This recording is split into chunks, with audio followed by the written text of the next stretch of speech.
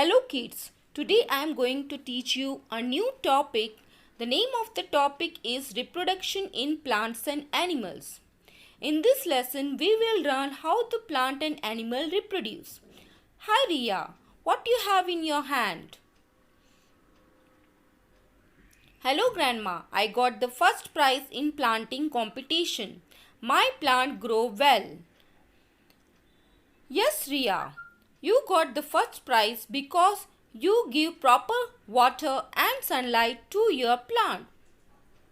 Hello children, today you have learned a seed grows into a sapling which grows into a plant and then into a tree.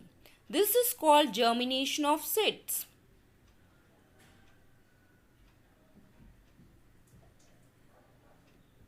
Hello Ria, today I am going to tell you reproduction in animals too. Reproduction in animals.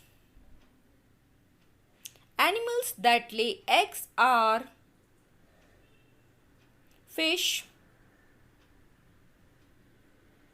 frog, reptile, and birds. These are the egg-laying animals.